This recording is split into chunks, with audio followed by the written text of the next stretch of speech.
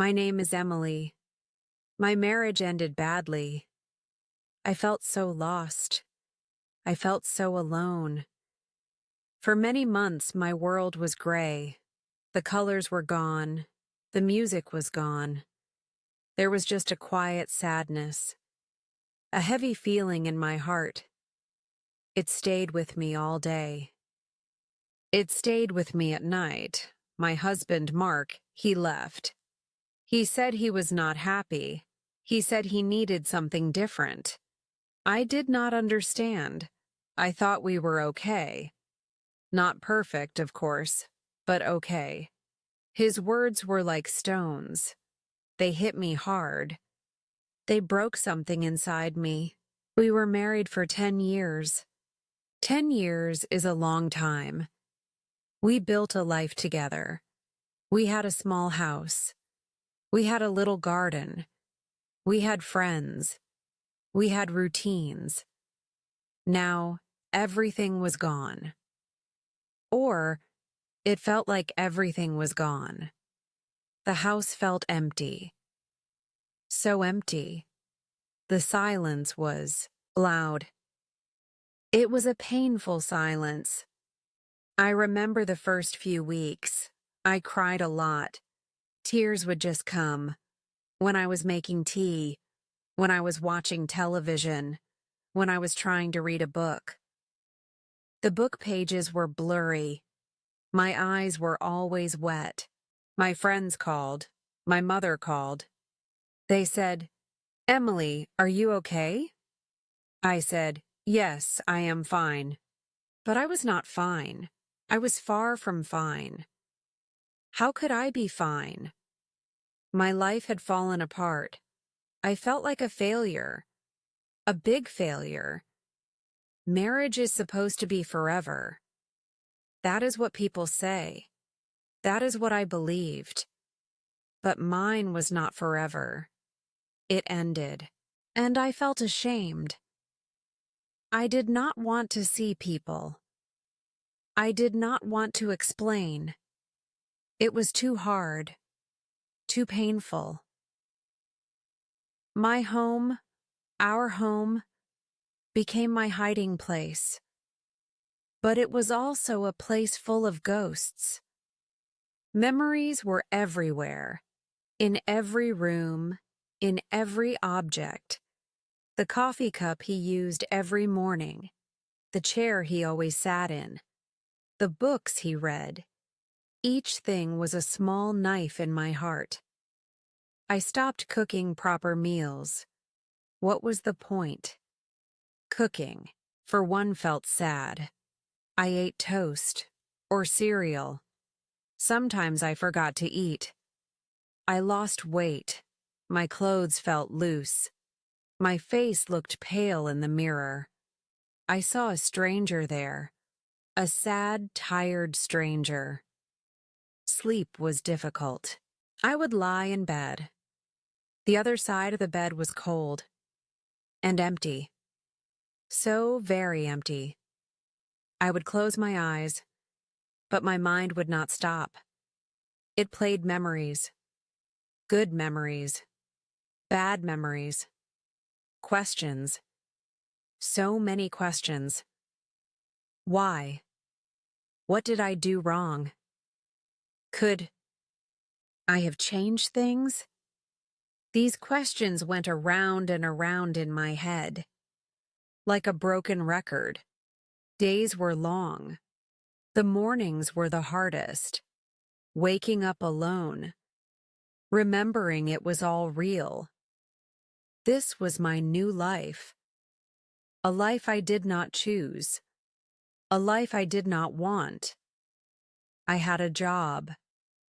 I worked in a small library. I loved books. Books were my friends before. But now even books could not always help. I went to work. I smiled at people. I helped them find books. But inside, I was crumbling. I tried to be strong. People say, "You must be strong." But what does strong mean? Does it mean not crying? Does it mean pretending everything is okay? I did not feel strong. I felt weak. I felt broken, like a fragile glass that had shattered into a million pieces. And I did not know how to put the pieces back together. My mother came to stay for a week. She tried to help. She cleaned the house. She cooked meals. She talked to me. She said, "Emily, it will get better. Time heals." I wanted to believe her. I really did. But in that moment, I could not see it. The pain was too big, too fresh. One afternoon, I was sitting in the living room. The sun was shining outside, but my living room felt dark. I looked at the empty chair, Mark's chair, and I started to cry again. Not just soft tears, big, loud sobs. My whole body shook. I cried for what I lost. I cried for my broken dreams. I cried because I felt so utterly alone. After a long time, the crying stopped. I was exhausted. My head hurt. My eyes were swollen. I looked around the room. It was messy. I had not cleaned it properly for weeks. Dust was on the tables. Old magazines were on the floor. It looked like my feelings. Messy. Neglected. Sad. A small thought came into my head. Just a tiny thought. This is not me. I used to like a clean house, a tidy space. I used to like flowers on the table. This sad, messy room was not my room. This sad, messy life was not the life I wanted. Even now, even in this pain, it was not a big moment, not a magical change, but it was something, a tiny spark. The thought stayed with me. This is not me. The next day, I woke up. The familiar sadness was there, but I also remembered that small thought. I got out of bed. I went to the kitchen. I made a cup of tea. I looked at the sink. It was full of dirty dishes. Yesterday, I would have left them. Today, I washed them. Each plate, each cup. It was a small thing, but it felt different. It felt like a small action, a small step. Then I went to the living room. I opened the curtains wide. Sunlight came in. It showed all the dust. I found a cloth. I started to dust the table, then the bookshelf, then the windowsill. It took a long time. My arms got tired. But I kept going. When I finished, the room looked a little brighter. It smelled a little fresher. I felt a little less heavy. Just a little. This became my new routine. Small things. One small thing each day. Make the bed, clean the kitchen, water the plants in the garden. The garden was neglected too. The flowers were sad. Just like me. One Saturday, I decided to work in the garden. It was a sunny day. I put on old clothes. I found my gardening gloves. They were dusty. I had not used them for a long time. Mark used to do most of the garden work. I liked watching him. Another memory, another pang of sadness. I took a deep breath. "Okay, Emily," I whispered to myself. "You can do this. It's okay to feel sad, but you can still do things." I started by pulling weeds. So many weeds. They were choking the small rose bushes. As I pulled the weeds, I thought about my life. The weeds were like my sad thoughts. They were choking my happiness. I needed to pull them out, one by one. It was hard work. My back ached. My hands got dirty. The sun was warm on my skin. I worked for hours. I cleared a small patch. I planted some new flowers. Small, colorful flowers. Pansies. I always liked pansies. They have cheerful faces. When I finished, I stood back. I was tired. I was sweaty. But I looked at that small patch of colorful flowers, and I smiled. A real smile. It was small. It did not reach my eyes, but it was a smile. It felt good. It felt like I had created something beautiful, in the middle of my sadness. This was a turning point for me, a very small one, but important. I learned that I could still create something good.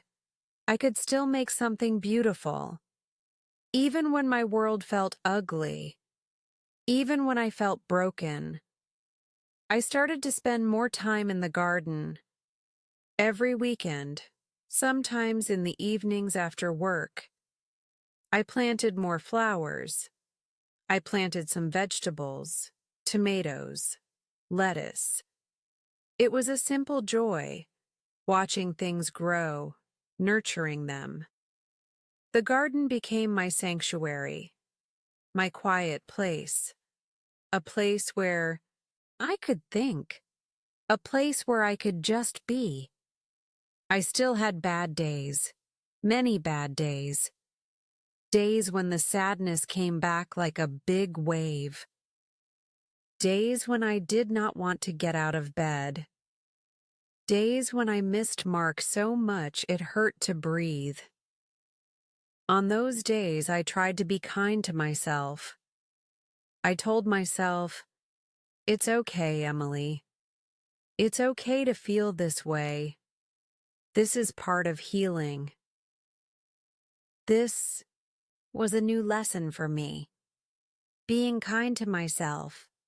I was always kind to others, but not so kind to myself. I started reading again. At first, it was hard to concentrate. My mind would wander, but I kept trying. I chose simple books, happy stories, funny stories, stories that made me forget my own sadness for a little while. The library where I worked became a comfort again, surrounded by books, surrounded by quiet. One day, an old friend called. Her name was Sarah. We were close in college. But life happened. We got busy. We did not talk much anymore. She heard about my divorce. She said, "Emily, I am so sorry. Can we meet for coffee?" I hesitated. I did not want to talk about it. I did not want pity. But Sarah was always a good friend, a kind person. So I said yes. We met at a small cafe. I was nervous. What would I say? How would I explain? But Sarah was easy to talk to. She did not ask too many questions. She just listened. I found myself talking, telling her about the sadness, about the loneliness, about the empty house. Words just came out. It felt good to talk, to someone who understood, or tried to understand. Sarah told me about her life, her ups and downs. She was not married. She was happy with her life. She had a job she loved. She had hobbies. she traveled. Listening to her, I realized something. There are many ways to be happy. Marriage is one way, but it is not the only way. This was another small spark. Sarah said, "Emily, you need to find yourself again. Who were you before Mark? What did you love to do?" Her words stayed with me. Who was I before Mark? I was younger, of course. I was a student. I loved to paint. I used to paint a lot. Small watercolors, flowers, landscapes. I had not painted in years. Mark was not interested in art, so I stopped. My paints were in a box somewhere, in the attic, forgotten. A few days later, I went up to the attic. It was dusty and dark. I found the box, my old art supplies, tubes of paint, mostly dry, old brushes, a pad of watercolor paper, yellowed with age. I brought the box downstairs. I opened it on the kitchen table. The smell of old paint. It brought back memories. Good memories. Memories of a younger Emily. An Emily who was hopeful. An Emily who loved to create. I bought some new paints, new brushes, new paper. I felt a little excited and a little scared. What if I could not paint anymore? What if I was terrible? It's okay to be scared, I told myself. It's okay to try. I sat at the kitchen table. I put a clean sheet of paper in front of me. I dipped my brush in water, then in blue paint. I touched the brush to the paper. A splash of blue. It was not perfect. It was just a splash of blue. But it felt good. So good. I started painting again. Simple things. A flower from my garden. A tree I saw on my walk. The sky at sunset.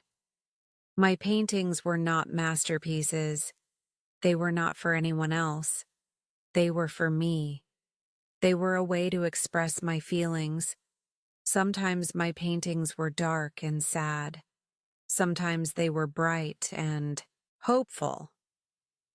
Painting became another sanctuary for me, another way to heal. Slowly, very slowly, things started to change. The grayness in my world started to fade. Little bits of color started to come back. The music was still quiet, but I could hear it sometimes. A faint melody of hope. I started going for walks, long walks, in the park, by the river. Nature was comforting. The trees were strong and tall. They had weathered many storms. The river flowed steadily, always moving forward. It reminded me that life also moves forward, even when it feels stuck. 1. Day. During a walk in the park, I saw a group of people doing Tai Chi. It looked slow and graceful, peaceful. An old lady in the group smiled at me. I smiled back. The next week, I joined the Tai Chi class. I was clumsy at first. I felt awkward. But the teacher was kind. The other people were friendly. The movements were gentle, calming. It helped my mind to be quiet. It helped my body to feel relaxed. These small things, the garden, the painting, the walks, the Tai Chi, they were like little anchors. They kept me steady when the waves of sadness came. They were my new beginnings, small beginnings, but they were mine. I started to see my friends more. Sarah and I met regularly for coffee. I reconnected with other old friends. I even made some new friends. From the Tai Chi class. From a book club I joined at the library. It felt good to laugh again. To talk about silly things. To feel connected. I still lived alone. The house was still quiet sometimes. But the silence was different now. It was not a painful silence. It was a peaceful silence. A silence where I could hear my own thoughts. A silence where I could enjoy my own company. I learned to be my own friend. This was a big step for me. A very big step. There were still moments when I missed Mark, when I thought about our life together. But the pain was less sharp. The memories were softer. I started to remember the good times without so much sadness. I started to accept that our story had an end, and that was okay. It did not mean our story was not important. It just meant it was time for a new story. My story. One evening, I was sitting in my garden. The sun was setting. The sky was full of beautiful colors. Pink, orange, purple.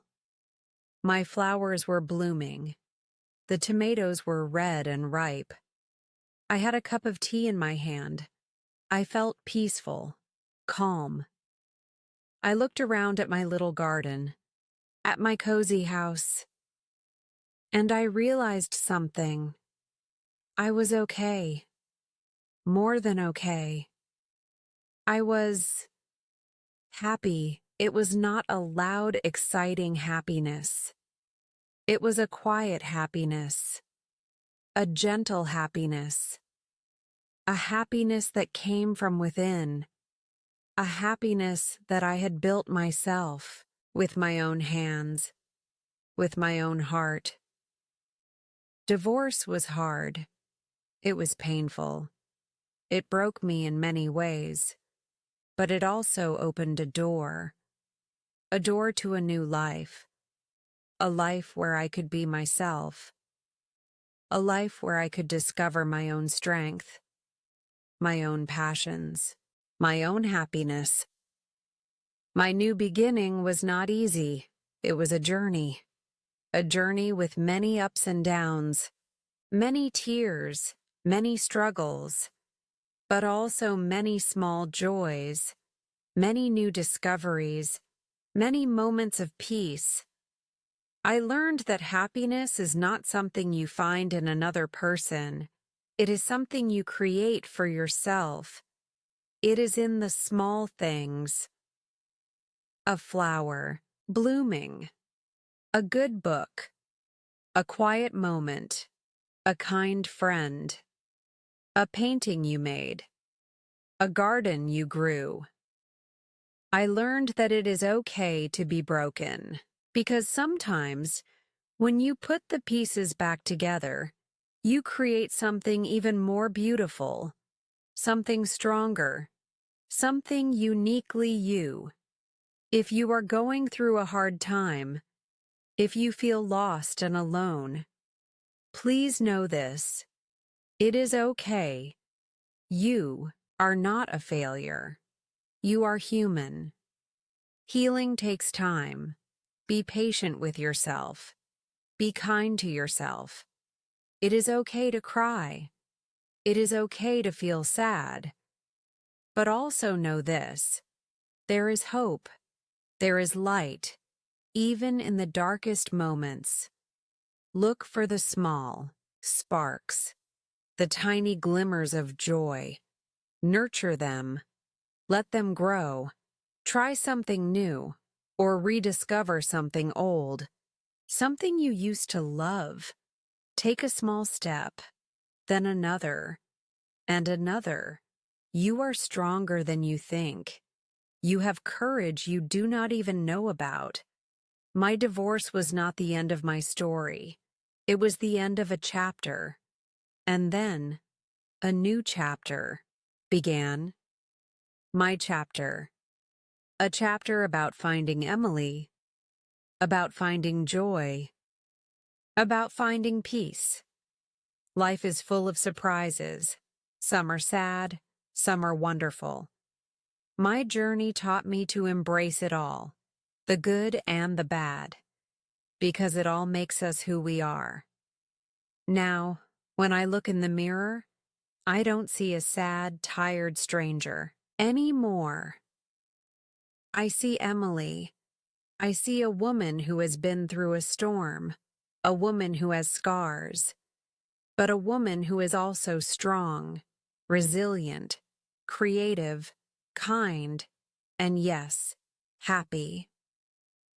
My garden is thriving. My house is full of my paintings. My life is full of good friends and quiet joys. I still work at the library. I still love books. Books are still my friends. But now, I am my own friend too. Sometimes I think about Mark. I hope he is happy. Truly do. I have forgiven him, and I have forgiven myself. Forgiveness is a gift you give to yourself. It sets you free. My new beginning was about finding myself, and I did. I found out that I am much more than just someone's wife. I am Emily, and I like who I am. This is my story, a story of sadness, yes, but also a story of hope, a story of healing, a story of finding happiness. After the rain, the sun does shine again. Sometimes it shines even brighter. You can do this too. Whatever you are facing, whatever challenges are in your life, remember to be kind to yourself. Remember to look for the small joys. Remember that you are strong. You can find your new beginning. You can find your own happiness. It is there, waiting for you. Just keep going, one small step at a time. You are not alone. We all have our stories. We all have our struggles. And we all have the capacity for joy, for peace, for love, for a new beginning. Believe in yourself. I believe in you.